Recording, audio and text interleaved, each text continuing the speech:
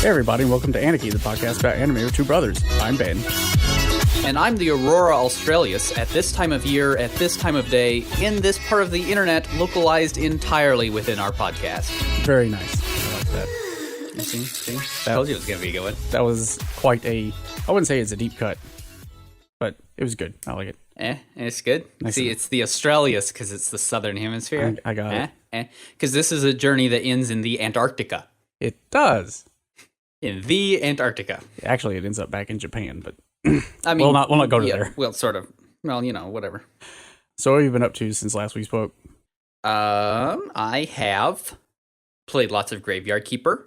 Oh. And I've watched some more ToQger. Express Sentai ToQger. They are trains. So when you say ToQger, are you butchering that name on purpose, or does it actually sound like that?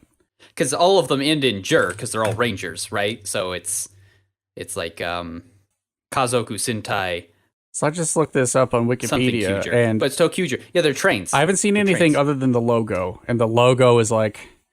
It's trains? Yes, it's all trains. They're trains. It's like Thomas the Tank Engine, except... Yeah, they're trains. He's a Sentai. Yeah, they're trains. The villains are all like weird steampunk gothic things, and they're amazing. I don't know how to feel about this.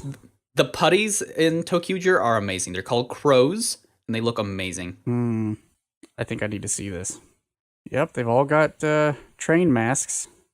I will say that the superhero suits that I'm seeing are very low effort. They're trains. I can see that they are something resembling There's your trains. villains. The villains look very high effort. The Sentais that I'm seeing right now, though, are not exactly... Not a lot of thought was put into this. Actually, there is, because each one of their helmets is actually based off of the engine of the train that they are. Ah. So their helmets are far deeper cuts than you would think they would be. Well, the rest of their suits, especially the visor... Oh, it's just the train track? It's just train tracks. It looks like Geordi, only... Well, train. They have to save the world because the villains want to erase all imagination out of it. Ah, I could see how that would be a problem. I mean, come on. How can you not want to watch whatever show is giving you this?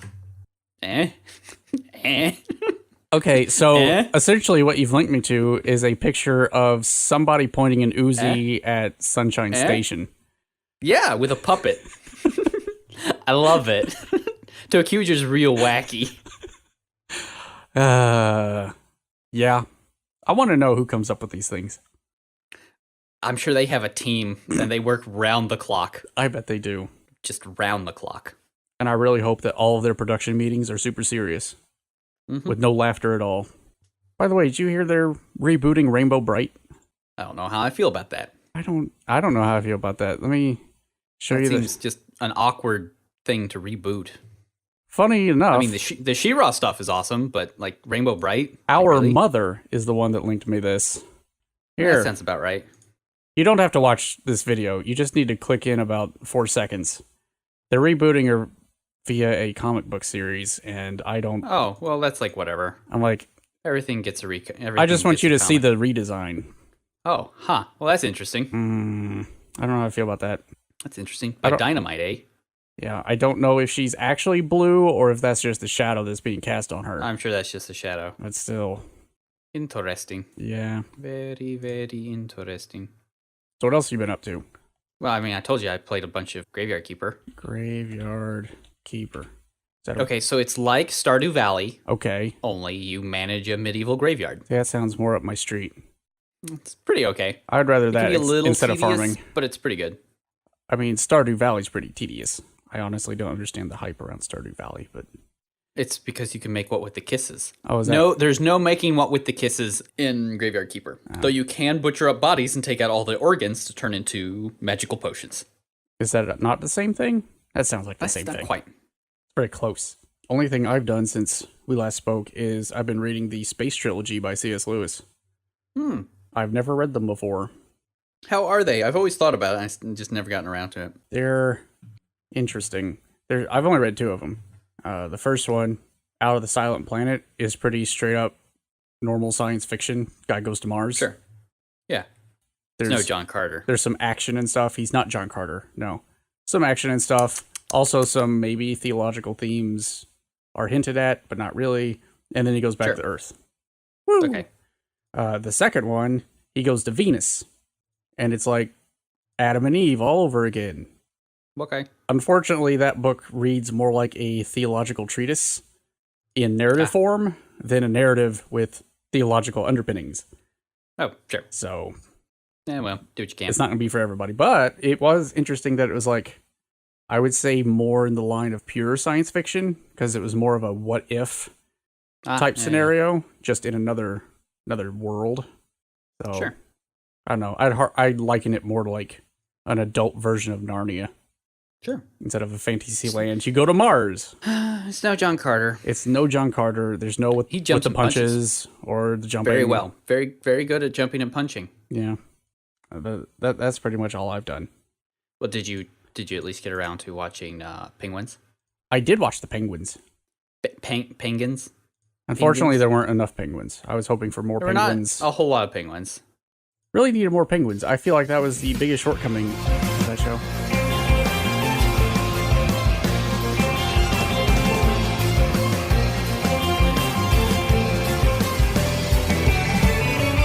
Is this place? Oh, this is a real station. The Showa station? Yeah.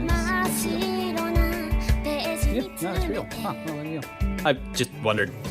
It could go either way. So this week, we decided to watch a show about penguins. Except it's not Sort about of. penguins. Not really. Called A Place Further Than the Universe. I'm not going to try to pronounce the Japanese version.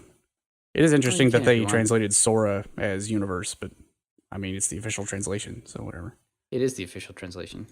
The idea of this show is there's a group of 4 girls from various backgrounds who all decide to go to Antarctica together for various reasons. They all become friends and they go to Antarctica. That's about it. It's a slice of life show, but with a goal in mind. It's definitely a CGDCT thing. I didn't follow all those acronyms.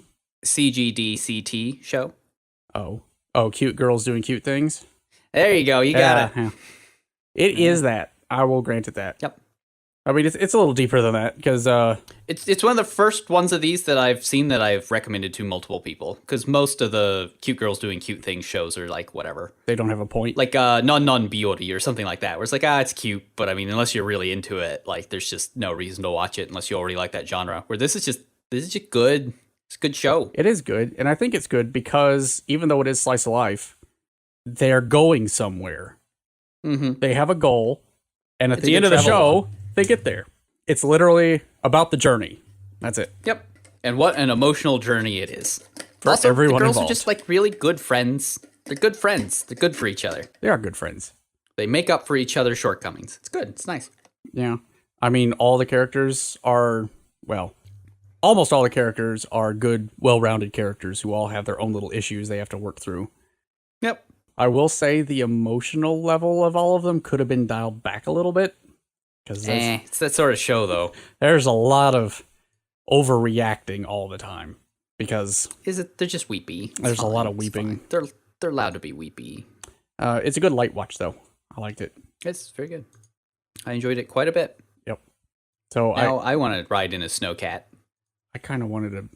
I've always wanted to go to Antarctica, but there you seeing what all you got to do to get there, I'm not so sure anymore. Pretty harsh. What with the boats and the rocking back and forth. Ugh. Oh, you don't want to do that? I don't really want to do that and puke for half the way there and puke half the way back. Really? Can't imagine. Yeah, not a fan of all the puking. So I guess we should get into spoiler land. But before we do, I would like to point out that at least on Wikipedia, this show is classified as a seinen. I don't know what to make with that. Seinen? It can't be a seinen. It's got to be the other one. Not seinen, but Nope. Who's he? What? Nope, it's a seinen. Check it not out. seinen. Oh yeah, it is. I mean, it might say that, but I mean, it's definitely not a seinen. And here's the thing. It's the other one. It's not seinen, but fudge. The one for girls. Josei? Josei. It's more of a josei than a seinen. Yeah, when I saw seinen, I was like, that. I think they mean josei. I don't know. Let's assume that it's not gendered and it just means for older people. I'm still not convinced because I'm like, watching this in my 30s, I didn't get a good feeling out of it because the whole point of the protagonist, Mari, her whole deal is, I want to make sure I don't waste my childhood and my youth. So I'm going to go on this adventure. And so if you watch it and you are in that age demographic of a seinen, it's like, oh, well, that's cool for them. I guess my life sucks. I mean, we can't all go to flippin' Antarctica. No, but they did. Not all of our journeys can end in the Antarctica. It's like, yeah, I'm not going to waste my youth. Not like all these losers in high school. I'm going to go on a boat. Yeah, I know, right? No joke. While they're there in the show, the mean temperature would not have gotten above 30. Well, that's still pretty warm for Antarctica. I mean, it is for Antarctica. I mean, they're on the the way edge of Antarctica. I mean, that's a normal winter here, so I wouldn't have a big problem with that. My wife would die almost immediately, just flat over dead. Okay, well, the average low's not even all that bad either. 23. Yeah, that's totally fine. 23, 25, 22. That's not too terrible. It's like, just that it's always that. It's like February. For the entirety. It's not like August. Do you want to guess the mean temperature there in August? Uninhabitable. -3. I don't want that. I've worked outside when it's -3. Not fun. And that was with the wind not blowing. You do what you can. So I guess we should go over the characters, because they are like the main point of the whole show. Did we ever go to Spoiler line? Spoilers. Oh yeah, we're in spoiler line. If that wasn't made clear, more spoilers. Lots of spoilers now. So our main character throughout the whole show is Mari, who's pretty. How would you describe her? Spunky. Yeah, she's got some spunk to her. She's driven, but she's not really sure why or what towards, especially at the beginning. Yeah, no, she's a ball of untapped energy. Yes. She needs to be pointed in a direction. Because she can't do it herself, and that's her main shortcoming at the start of the show. Yeah. She always has these not self-motivated. These high ambitions of going places and doing things, but when it comes to actually putting that first foot forward, she's like, actually, I could just stay home. I think I'll do that. Because that's way cooler. And then she never goes anywhere and beats herself up for it. Not that I can relate to that at all. No one can. No one. Not a bit. I will say, she's probably my least favorite character in the whole show. I would almost agree. I think she's such an audience stand-in that she's the one that actually lacks the most personality and depth. She does. And I think most of that stems from the fact that her personality issue, because all of them basically have one major issue along with their big personality trait. Hers is resolved in like the second episode. It's like, someone comes along and pushes her, and off she goes, and she doesn't really grow past that. I mean, that's fair. She's there to help others. She is. I mean, and she's good, but she also cuts her own bangs, which explains a lot. You don't find that out until the end. Oh, that's why your hair looks so jank. I just thought the animators were just messing with us. No, I mean, they kind of were. Or it could be that they were just like, man, we've had a lot of complaints about her hair in the first couple episodes. Maybe we should explain that away. Maybe we should find a good way to hand wave it. I mean, that's what I would do. Next, we have Shirase, who is, I would say, the actual main character of the whole show. Yeah, she basically is. Yeah, no, absolutely. Shirase is absolutely the actual main character. If you link me webcams to the actual... Yeah. Well, ain't that a thing? It's nighttime there, turns out. It's going to be nighttime there for the rest of next month season. Oh, wait, actually, no, it's not. It should be no, it is summer right now. Yeah. Oh, and it's August, which is that month I told you is the absolute balls coldest. Yep, they're all going to stay inside. At least lights are on. That means someone's there. Average temperature of -2. I'm glad somebody's there. That's nice. Yeah, anyway, back to Shirase. She probably has the most character growth out of anybody, because when we first meet her, it feels like, oh, you're this particular character. You're going to be like I'm too shy to do anything, but I'm really driven. I just need somebody there with me to do stuff. But it turns out she actually has lots of different quirks about her. She's not just this stoic, shy girl. Oh, no, she's such an asshole, and I love her. She's a jerk when people push her too much, and it's great. Oh, yeah. No, she's great.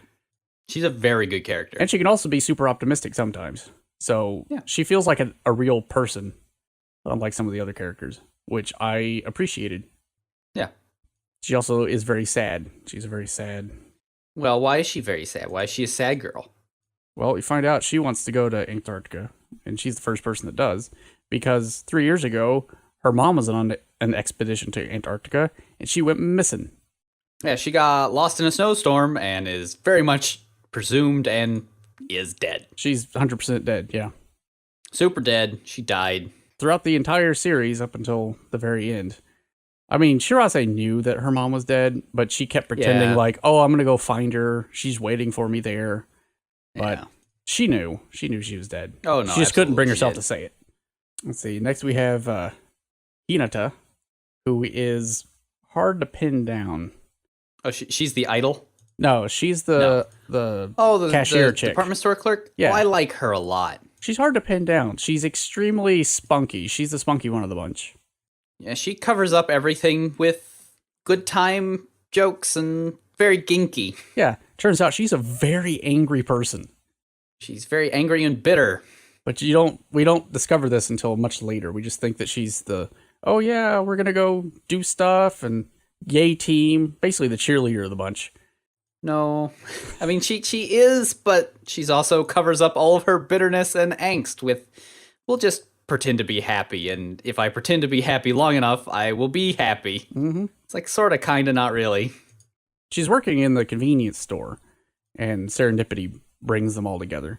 But she mentions that she's not in school right now, even though she's the same age as the rest of them. And she dropped out of school in, her second year of high school? No, she didn't drop out of school at all. She just never went to high school, because high school is optional. Oh, is that it?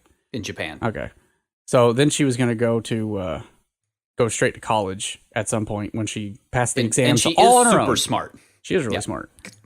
Because it turns out that she is a very bright cookie. So you think that, she's out on her own. She likes to do things her way. Turns out that's not exactly why. No, she's also got sadness. She does. And her spotlight episode when they're in Antarctica is very good. Maybe one of the best. It is very nice.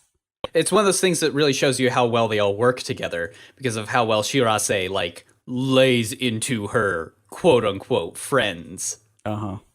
Let's see. And then we finally have Yuzuku. She's the idol chick. And I like her too. She was originally the one that was going to go to Antarctica, but through various machinations, she refused to go and then said, I'll only go if these three go with me. And so there you go. What I like about it is there's a decent reason as to why all these high school girls actually get to go to Antarctica. Because normally, for obvious reasons, that would be a big no-no. Very bad idea. This reason is honestly in line with something Japan would do. They need a mascot, essentially. Which is like, oh, this girl is like a teen idol? Yep. We'll have her do a web show from Antarctica to raise awareness and money. I mean, yeah, that sounds about right. It's a pretty good plan. It's like, that sounds like something they would actually do. I also love how different she is when they do their little web show segments, her personality is just so different from her the rest of the time, and they handle that very well. Well, yeah, she has a very good in front of the camera persona. But beyond that, she has no idea how to do people at all. Yeah. She doesn't know how friends work. She's very quiet and kind of bitter and sardonic, and she's very nice. I like her. I'm not sure that I completely buy how antisocial she is. The show seems to, again, ramp that kind of thing up to 11, where it's just past believable. You should at least know from working on shows how people think friendship works. Because at one point she presents her friends with a friendship contract. I'm like, you spent time writing that. I love that. That's very good. That's a very good bit. Well, I don't know. I think the drama she gets signed on to is her first actual drama. I think all of her other stuff is promotions and songs and stuff like that. Oh sure, but working in the industry, you be exposed to those kind of storylines and stuff. So I mean that's fair. But I do like how there's a good reason for her to be sort of emotionally crippled because every time she tries to make friends, they're like. Not only is she moving around a lot because she works all over Japan, but also every time she tries to make friends, they're like, "Oh yeah, we'll be your friend. You're a cool idol. We'll take selfies with you and post them online so all of our friends can see." It's like, no. And the moment she tells them, "Well, garbage no selfies, please," and they're suddenly, "Oh," they're like, "Well, that's cool, I guess." Unfriended. We'll let you know. I didn't write this down, but we should probably talk about Megu because she's complex. Oh, Megu's a very good character. I like her a lot. And Geen, right? That's her name? Yeah, the captain, commander. Yeah, Geen's kind of important. Yeah, so Megu is Mari's best friend since kindergarten. And at the start of the show, she's the one trying to push Mari to actually go and do things like skip school. Yeah, I mean, everybody does that. So, and you haven't, so just do it. 1 foot forward. Yeah. But then as soon as Mari signs on with Shirase's plan of going to Antarctica, suddenly Megu becomes more and more cold towards her. Yeah. To the point where she starts spreading like mean rumors about her. Really mean rumors. It's like a really good off-screen plot that happens, and it's like really deep and complex. I sort of got the idea that's what was going on when they finally revealed what Megu was up to. I was like, she seems very envious of all this. Yeah. And then I didn't know that she would go that far. Well, and she's envious in good ways, right? Where it's not just like, oh, she gets to go somewhere and I don't. It's more like, my friend doesn't seem to be needing me anymore. Yeah. And I don't know how to handle that because I'm so used to being the only person they deal with. It's like I knew something was finally afoot when she unplugged the PlayStation.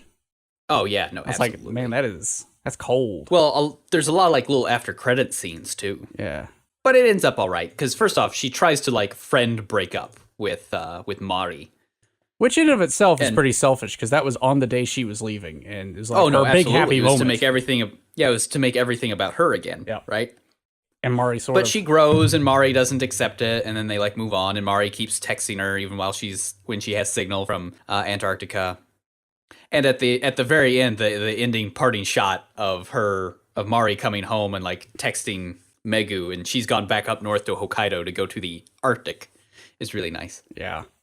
At least I assume that's what it is. I assume that because she's from Hokkaido originally, I think Megu is, right? I don't know. I don't remember if that was ever stated. No, I think that's the idol was from Hokkaido. I mean, she could have gone to Hokkaido. She could have also gone to like Alaska or somewhere. Yeah. But Mari's like, hey, I'm home finally. And she's like, well, that's unfortunate because I'm in the Arctic. Yeah, after you came back from the Antarctic. There's like the aurora in the background. It's like, good. Yep. And she's like happy for her and stuff. She is. So that was very nice. I think the last character we have is Geen, the commander. And she was on the expedition and the best friend of Shirase's mom. And she was the last person to actually talk to her over the radio before she died. So, yeah. Because she got lost in a blizzard. And yep, and in Antarctica. That's it. You're done. That's about it. That's pretty much game over. Yep. She was on the line, and then she wasn't. And they tried looking for her, and they couldn't find her. And at one point, there was a small radio burst of Shirase's mom saying something about how beautiful the sky looks right now. Yeah. And then it goes silent, which is really sad. And Geen's been living with that. And she was the one to call off the search officially for Shirase's mom. So yeah, it's really bad.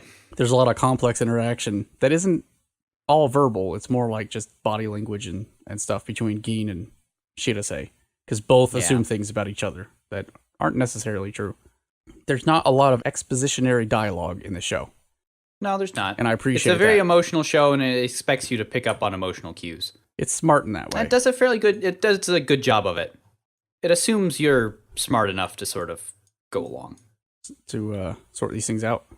Now I guess we should go through the plot, although there's not a whole lot of main plot. It's pretty straightforward, but yeah, most of the drama in the show is in the little things. Mm-hmm. All these little interactions. So the first arc is just them getting the whole band together, essentially.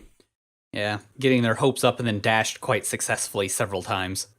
Because again, it's unreasonable for a bunch of 16-year-olds, even if they've raised 1 million yen, to be able to go to Antarctica. And honestly, I was surprised when it was just 1 million yen, because that's only like $10,000. That's not a whole lot. Yeah, right. So, you gonna look up exactly what it is? Sure. About $9,000 in today's money. But when did this come out? Last year. Still about $9,000. Yeah. So not a whole lot of money. I think that's a lot for a 16-year-old. For a 16-year-old, yeah. But to actually like get down to Antarctica, that might get you like one ticket on maybe not even an expedition, on like a one of those sightseeing tours that National Geographic gives. I think those are about that much. Antarctic cruise, small ship expedition. Oh, you got to request a quote. You know, that can't be good. Can't be good. Oh, here we go. From 23,000. Oh, well, there you go. So it starts at 23,000 and goes up from there. But that's for like a luxury cruise there. Yeah, that's to go in comfort. Find cheap Antarctica cruises. Not civilian expeditions funded by the partly funded by the Japanese government. It won't cost you 10,000 to go to Antarctica, but not even half that. Okay, so it's not too bad. If you just want to like go, it's like it's like 5K. But that's for like a cruise, not to like go to where you want to go. So first episode we meet Mari and Shirase, although not for very long. Mari is basically just this crybaby who's scared of failure, so she never actually starts any of her grand ambitions. And that's when she bumps into Shirase and finds her $10,000 just laying on the train platform. Second episode is when she actually finds Shirase and hands the money back to her. And before that, Shirase was about to jump out a window because that was like her life's work up until this point.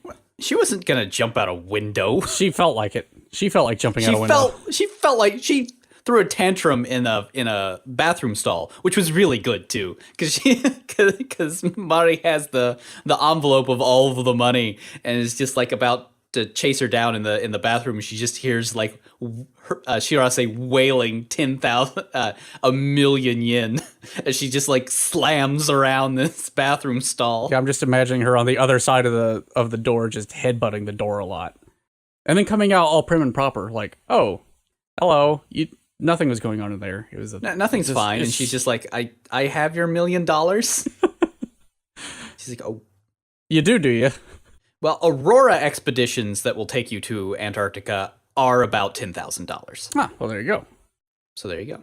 That's not too bad per person. Yeah, the two of them, Mari and Shirase, they sort of form this bond over this. Shirase really wants to go to Antarctica, obviously, because she's been like saving all this money for this. But Mari's just sort of, ooh, a thing, a place to go. That sounds cool. Woo, let's do that. And then they try to actually get on the expedition, which it's not that smart. Not a very smart plan they've got going. Yeah. After that, we get the rest of the characters, but there's not a whole lot of plot movement in like episode 3 or 4. Which one's 3? Well, 3 is when they meet the actress, Yuzuki, who originally doesn't want to go there at all and wants to just swap out with Shirase. And this is where you get the wonderful trait of Shirase. While she has a good, like, terse, outgoing personality that, like, when she's backed up against the wall is really good at giving it to people, on camera, she is miserable. And horrible. It's very good. Very bad. She's just terrible. And this is a joke that is played throughout the entire show. Oh, yes. It's well done. After this, they actually do formulate a plan. And they teach Yuzuki how friend is. Sort of. Which is good. It's cute. They sort of explain what friends is.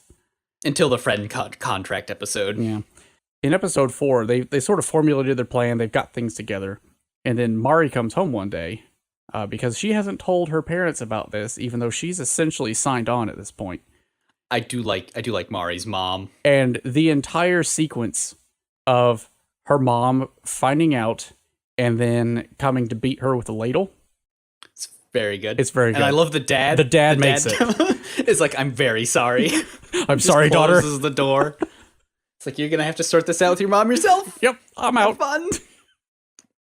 But they do, like, basically in between episodes 4 and 5 is a bunch of off-screen, like, 2 or 3 months worth of training that they have to go through to be allowed to go on this. Because they're all, like, 16. They're fairly old. They're juniors for the most part, right? Mm-hmm. So, I mean, they're old enough where this is, like, reasonable. But they have to go through a bunch of, like, expedition training. And what I like about, especially episode 4, is you see that they do, like, work really hard even on screen, where it's not just a hand wave, and they go to Antarctica. It's like, no, they have to do all this training and camping out and learning how to orienteer and this, that, and the other thing. Yep. A lot of lectures. Nice. Boring lectures. I think what would have helped, though, is a little bit of on-screen, like, actual physical training, because once they get to the boat, it seems like they've not done any of that. Well, I'm sure they have done some, but... Like the bare minimum? Well, yeah. Also, do you want to run on a ship that's, listing at like 15 degrees? It doesn't list during the day. It's fine. Yeah. That's why they say you can only run during this time. Yeah. Because it's mostly flat. Episode 5, though, I think it was really good. That's when the whole Megu arc comes to a head. Yeah, it's a good episode. It's when it becomes patently obvious, if you hadn't caught on yet, that she really wants Mari to either give up or fail or just become so disheartened that she quits the whole thing. Or just come back to her, really, right? Where it's like you're relying on these other girls that you've just met instead of me, who is ostensibly your best friend. Yeah. And to her credit, like Megumi's not like being completely out of line here, because from what we see in the show, Mari does just kind of abandon her just immediately for a while. And then when she is with Megu, all she's doing is talking about Shirase and their plans. Like, she's essentially shelved. She's been a little insensitive herself. She has, but she doesn't really think about that kind of stuff, and Megu should know that.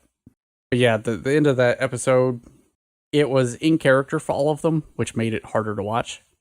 Yeah. Because Megu was all like, yeah, this is all about me now. I'm ruining your best day just so I can have a little pity party by myself after you've gone. Yep. And Mari does a good job of diffusing that. Rebuffing it. Yeah. Yeah.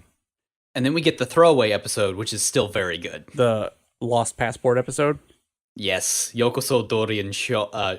It's very good. Also, because the punishment is you have to eat durian, which is pretty good punishment. What I like about it, too, is this is just another believable drama moment of someone loses their passport. It's like, yeah, that's a real problem. It is a real problem. It's solvable. And it's not like the end of the world, but man, it sucks. Well, and it does start to show you some of the inside of Hinata's character, because this horrible thing has happened, and she's like, you know what? Don't worry about me. I hate it when people are considerate in my case, and we get some flashbacks from school, which turned out to be completely false. She's like, I don't need you to worry about me. I hate it when people do that. Just go on. I'll handle it. It's fine. But then it shows up.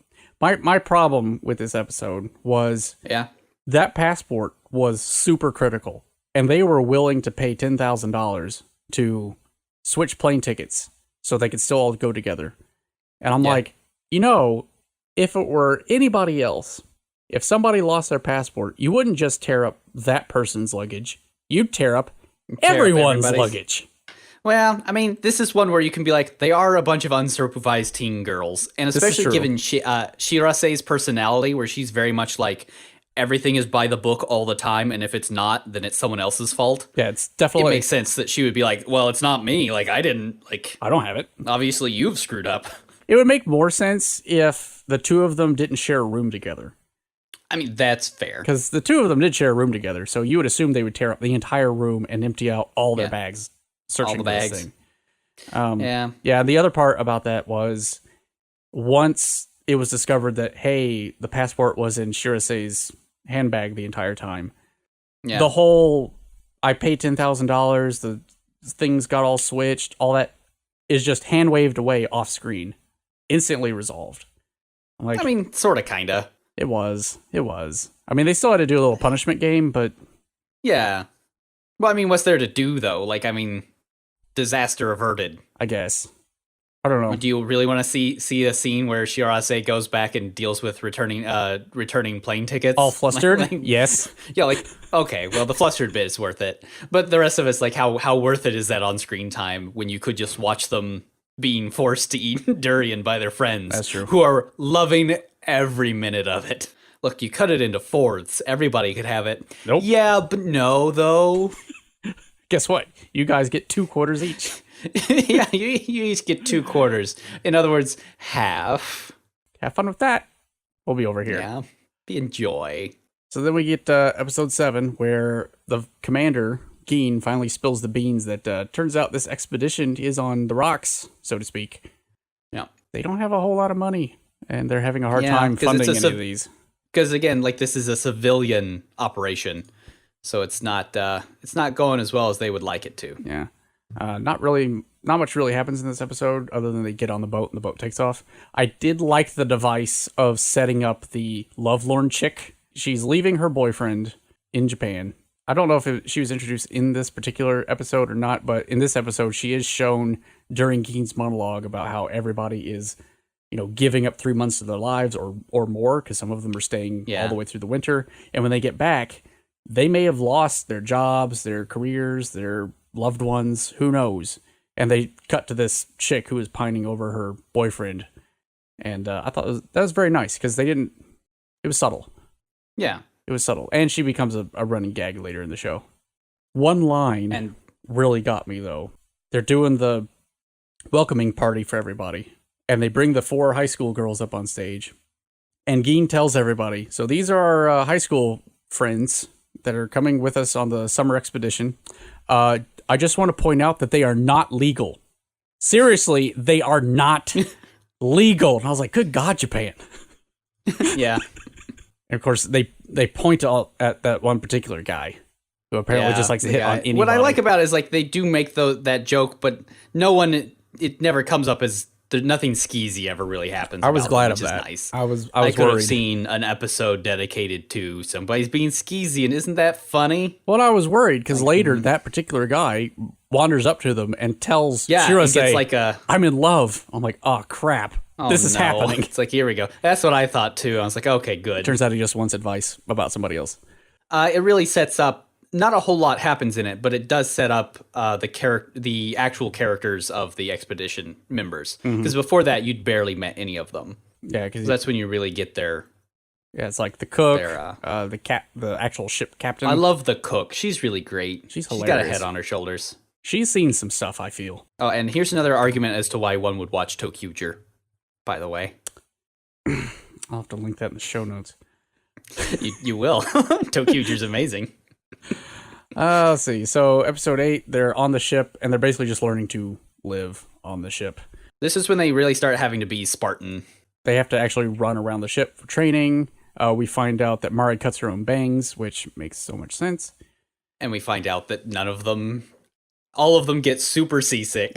I do appreciate that the show, anytime one of those girls was in frame, the whole image would rock back and forth. But any one of the expedition members, it was steady.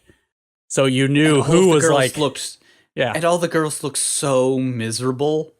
And they got very good advice, too, where it's just like, look, I know you don't want to eat it, and I know you think it's just going to come back right up, but you really got to eat it. You just got to suffer on through. It'll pass eventually. Don't worry about it coming back up. It'll always come back up. And I just like to, especially in this where a lot, I think it's Hinata is very much, her sort of motto in this is like, no, it's Shirase, where it's like, we don't have any choice. We have to get through this. And Mari just points out, it's like, yeah, but we did have a choice. And that's what makes us even better to fix this, is we chose to be here doing this thing. And yeah, it's miserable, but in like 4 months, we're going to look back on this and we're going to tell everybody how amazing it was. And how funny it was. This is literally the dirt worst in the moment. Oh, yeah. It's like, you're right. And I just love how she points out, it's like, we did have a choice. We are active here. We have actively done this to ourselves, for better or worse. There was one part of this particular episode that made me cringe a little bit. And that's at the end where they finally decided, hey, yeah, the ship's rocking back and forth. But you know what? You know what we need to do to get through this? We just need to go out on the deck, hang onto the railings, and have 60-foot waves just wash over us because it'll be funny. Yeah. I'm like, don't do that. What are you doing? It's like, don't do that. You that's how you die. Like, are you trying to get swept overboard? Because that's like, how I you was get the same way. Because again, like, a lot of the show is fairly realistic, but when the girls do that, it's like, oh, don't do that. Like, no, don't open that door. That's like, that's how you die. I thought they were just gonna maybe open the door, look out, and someone would yell at them. Like, me too. Don't but do then that. They like rock out on the thing, and they're like holding on, and they're laughing, and it's fun. Yeah. It's like, waves. You're like 5 seconds away from dying. Please do not do that thing. Especially compared to how realistic the rest of the show is. Oh, yeah. I mean, more or less. As realistic as it can be. But that's just like... That's that one place. I'm like, nope. Nope, don't do that. So episode 9, this is that fraternization episode where the dude comes running up to them and is like, I'm in love. But it turns out he wants to get with Gein and thinks that Shirase has some dirt. The best part is when they try to do the report with Gein about her personal life. Yes. And that's very good. Like, she immediately shuts them down. Oh, yes. It's very embarrassing. If it's not about the expedition, I'm not answering any questions. And her friend razzes her about it really bad. So here's one thing I got confused about. I know that they've decided that Shirase is the interviewer for all the videos, but they all know she's absolutely the worst at really it. bad at it. And I think Yuzuku is really good at it, and she was supposed to do it in the first place. So I'm really confused why they just stuck out with Shirase being the interviewer. First off, Yuzuki does do a lot of it. But second, I think it's that moe thing where sometimes you just want to watch a cute girl fail miserably at interviewing someone because it gets you a lot of viewership. I guess they are playing the marketing angle, and Yuzuku would know about that, wouldn't moe. She would, wouldn't she? And it's very moe. They do finally get to see penguins in this episode. They do see penguins. And they're all like rockhopper penguins. There are no king or emperor penguins in this show. I'm very upset about that. Yeah, they're kind of plain-looking penguins. They're not even the good rockhoppers either, with the big, like, whiskery feathers. Yeah. I guess they'd be would they be Gentoo penguins? I guess they'd be Gentoo penguins. I guess. Because they're the little ones. Yeah, because I think rockhoppers, you're right, they're the ones, the little, or those macaroni penguins. Oh, yeah, these are mostly Gintoos, or something like it. Oh, no, I think they're mostly the Humboldt. Ah, that would make sense. The uglier one. The ugly penguin. The boring penguin. Yeah. If there was such a thing. Okay, so episode 10. Hold on, you can't drop it off without like the really great part about the end where they finally get on Antarctica, like ground and ice, and the first thing Shirase says when she lands, and her first words in Antarctica. In your face. In your face. And then then Gin is like, all right, on 3, because they're all there. Everybody on the ship has to cheer that's actually part of the expedition too. And they do the same thing. I mean, it makes sense because... It does, because like they were all told, no, we can't do it. Yep. No, your funding's too bad. And everybody's there now. But by gum, they did it. Yep. Good job, guys. In your face. So the start of episode 10, I thought was setting up for a really good joke, but it didn't come. Because they have all 4 of them on the railing of the ship, and they're all looking out at the actual land, like they're here. And one by one, before Shirase, they're like, this is Antarctica. Yeah, we're in Antarctica. This is Antarctica. And then they cut to Shirase, who's always stoic, and I was really hoping her to say, it's only a model. That would be very good. They would never do that, but I like it. But I was expecting it. It would be great. But this is the episode where Yuzuku gets some whipped cream in a pie tin. This is where Yuzuku learns about friendship. Yuzuki. Yuzuku? It's Yuzuku, isn't it? No, it's not. Well, I've been saying Yuzuku. Oops. Well, you're wrong. Oh, well. You're bad at anime. I am. My bad. Well, they only call her Yuzu through, like, the whole show. So anyway, this is her big lesson on friendship. At Christmas. For a Japanese Christmas. Oh, I love Japanese Christmas. It's so weird. It is so weird. Gotta get your cake and your chicken. And I love how hard a time they have thawing the chicken. Well, they gotta put it by a window. They gotta find somewhere to put it.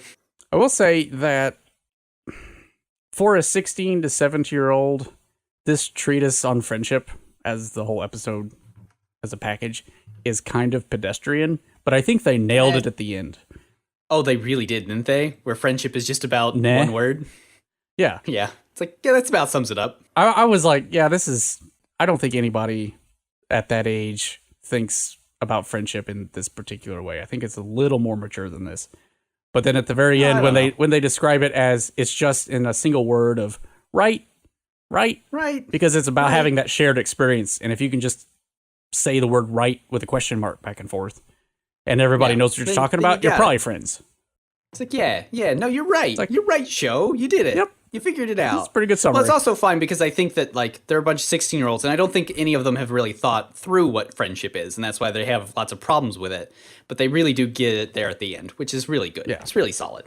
Also, Yuzuki gets a birthday, and there's lots of tears, and it's very cute. Lots of crying, maybe some sneezing on the candle. Who knows? That's very good. And she's very upset. I ruined my first birthday. Very solid. And this has the aforementioned friendship contract, which I love and will be offering to all of my friends from now on.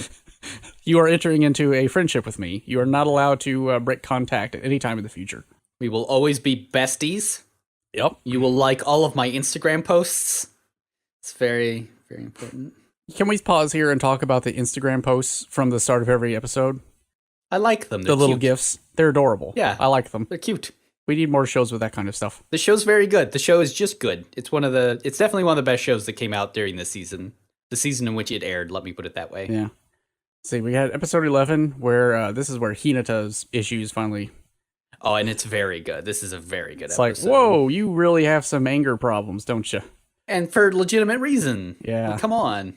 She got backstabbed by her track team. Yeah, see, here's the thing, is I watched that scene twice where she explains what happened, and I'm still not 100% clear on exactly what happened.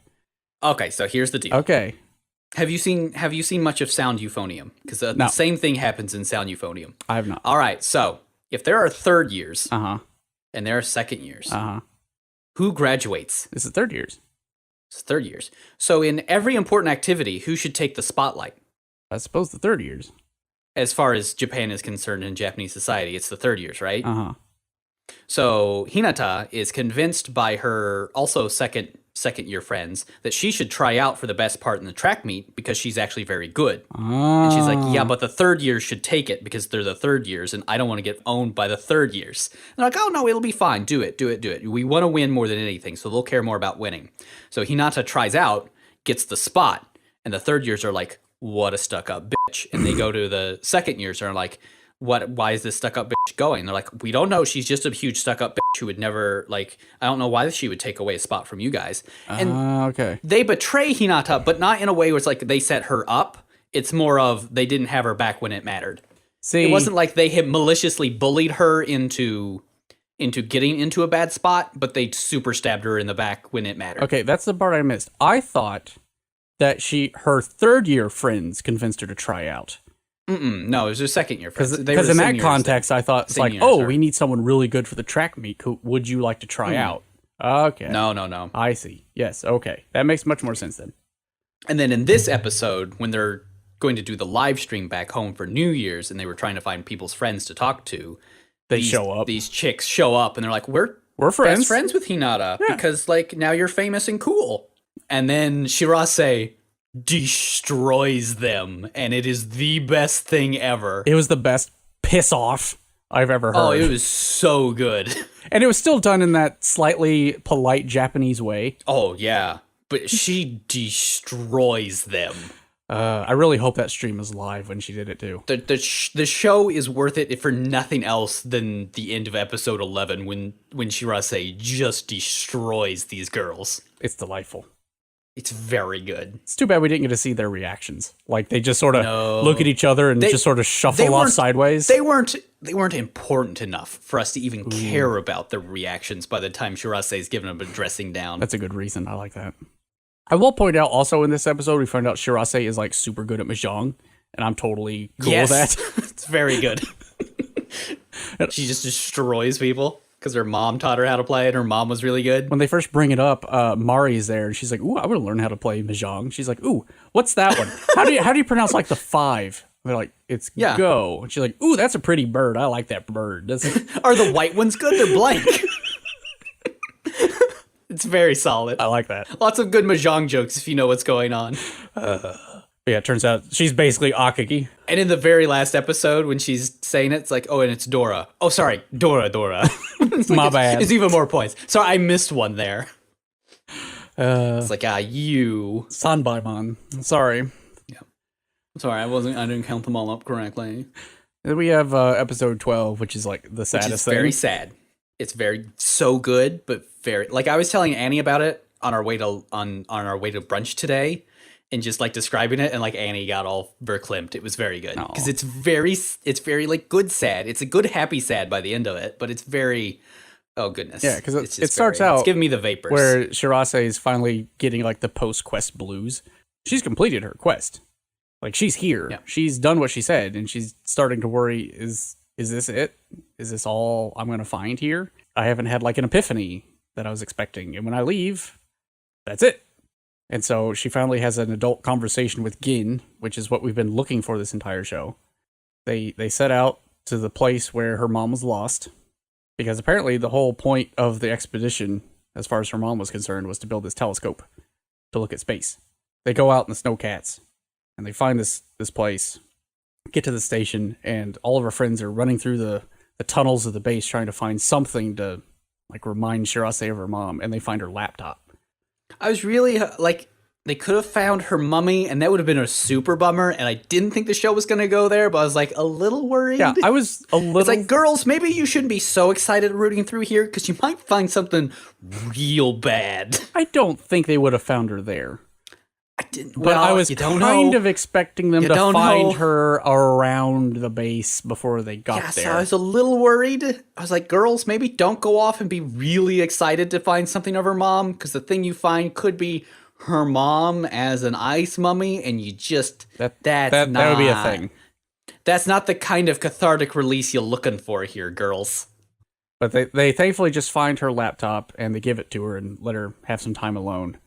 I will say that I'm not a big fan of the kid finding the parent's computer or something and just randomly or even purposefully figuring out their password, because my kids are never going to be able to have that one happen to them. Well, whatever. But still, she gets in, and for the first and only time in my life, Outlook made me emotional. I know, right? It's very sad, because the whole time in the show, whenever something happens to Shirase, she writes her mom an email and sends it off, and then when she opens the laptop and logs on, and it boots up, and Outlook opens up, and then just all of her emails start popping up. Oh, see, I'm getting all chilly and sad. Yep, and at first it's sad. 30, and then it's 50, and then it's 300, keeps going and it's up, 800. And everybody starts crying, and it's very good because Shirase starts crying, and then the girls outside hear her crying, and they start crying. Everyone is a hot mess. Oh, it's just very good. Oh, and it's a very good hot mess. It's the cathartic release that you wanted from the show, and the show executes it very well. It's very sad. It's very good. But sad's not. It's just it's a cathartic. It's touching. Sort of, yes, it's touching. It's very touching. It's a very moving thing, and it's very well done. And then we get to the last episode 13, where they finish up Which is something we needed after the end of episode 12. Something a little lighter than that. I did like the fact that the one dude finally got up the nerve to ask Geen out, and when they're playing baseball, she hits him right in the gut with a fastball. It's very good. Softball. Fast softball. Sorry. Right in the gut. Because that's one of the things, was it Mari? It was the last thing Mari wanted to do before she left. Yeah. Antarctica. Let's play with everybody. Play Antarctica baseball. And so they do. Oh, I guess they also see some penguins and eat snow cones. Well, and Shirase cuts her hair, because that's always very important in these shows. She does. And the haircut's very good. I'm not a fan. I like the long hair. But that's just me. Oh, but this is such a good Hime thing. Oh, it's very well done. Okay. Choice. I'll let you have that. Choice. There was a nice joke where, since the four of them were the summer crew, and they're leaving, and the rest of them are staying because they're the summer and winter crew. They're for the long haul. Because the one girl with the boyfriend has knitted him a sweater, and she hands it to them, and they think, "Oh, this is nice. She's giving us a sweater. That's so nice for us." It says "I love you" on it. I see. She just wants us to take it back with. Cool. We do find something, because Shirase gives Geen the laptop. It's I've gotten what I need from this. This is yours now. I think you need it. And so she gives it to her, and Geen notices that there was one message in the outbox and allows it to send, that's nice. I like that. Risky move, but nice. I'm sure she read it first. I told you about we got Grandma's portable typewriter, right? Oh yeah. And we opened it up, and there was a page in there. Oh, did not know that. It was Grandma writing. Yeah, it was Grandma writing, "I want to write my obituary." It's Grandma. Oh. A little dark there, Grandma. She got the last laugh on that one. I guess so. It's goodness, Grandma. I mean, she wrote it way back in 2003 or something. Oh yeah. Back when she was getting everything planned, but still, it's grandmother. But yeah, I was actually kind of hoping that it was an email to Geen. Yeah. Fight the good fight, because they were besties back in the day. Oh, but this was really good, and she gets it at just the best time. Yeah. Oh, it's very. I mean, I know it's all staged because it's animated, right? But still, sure. Come on. It was a picture of the Aurora. I forget the name. Australis. Telling her daughter just how beautiful it is, while her daughter and her friends are on the ship, and the sun has finally set, because they finally moved out of the Arctic Circle around summer. And they get to see the Aurora for the first time. And they're seeing it for the first time, too, just as she gets this email. And, it's just very... It's very nice. That's very good. One thing I did not like about this episode was Shirase leaving the money at the... Oh, I liked it, because it's a very good moving on. I like the moving on part. I appreciate that, but It's like they. I mean, she did just throw away $9,000. They did promise to like come back for another expedition at some point, and the expedition does need money. Maybe she'll just get it then. I'm just. There could have been another token in the show that they could have left. No, I don't think so. They would have to build it up because that was her money was built up so much as an example of her dedication to going there that nothing else would have worked. I think it would have been nice if maybe she left it for Geen to find. I think that would have been nice. I mean, she kind of did, because it was there at the... It wasn't anywhere weird and random. It was in the... Where they're building the... It's where they're building the... Yeah, but it's like down in the tunnels, so... Yeah, but I mean, they'll be there again. And she did write treasure on it, which is really cute. They all get back. They all split up with the expectation that, they all keep in touch. And they're going to go there again someday. And then we get that parting shot of Mari telling Megu, "Hey, I'm back." And Mega going, "Sucks to suck. I'm in the Arctic." Woo! It's like, snap on that. So yeah, overall, I think it was probably one of the best slice of life shows I've seen. Because you're right, it's more like a travelogue than anything else. Yeah, it's a travelogue. It really works well. It's just it's a well executed show, and by Madhouse. Yeah, 4 Michael Palins going to Antarctica, where Michael Palin is also a 16-year-old girl. I will pretend I know that reference. You don't know who Michael Palin is? No, I have no idea. What? He's one of the Monty Pythons. And after Monty Python, he went and did like all the travel series for like everywhere. Oh, cool. Go watch one. Just like one where he's on a train the whole time. I mean, or where he's on a boat to Antarctica. I wonder if he went to Antarctica. I bet he did. Yes, he goes to Antarctica. Okay, see, there you go. He goes to the South Pole. It's basically the show. Yep, pole to pole. He goes from North Pole to the South Pole. Good for him. Good for him. He's a good boy. He's a good boy. So, what should we watch for next week? We could watch Non Biyori. You know what? I need to finish that. Let's watch Non Biyori. Let's watch which season? First season. Unless the second one's better. Okay. I don't know. They all just kind of blur together, but both seasons are good, so. Okay, we can do that. We can watch Non Biyori. Non Biyori and Non Biyori repeat. Okay, because this will be slice of life like funsies. And I like it because it's very small town, because there's nothing for them to do. I mean, Non Biyori stars the entirety of their school system, which is 4 girls. Yeah, I'm okay with that. Let's do that. So next time we'll watch Non Biyori, and you should watch it too, so we can talk about it. So we will see you next time on Aniki. Bye forever.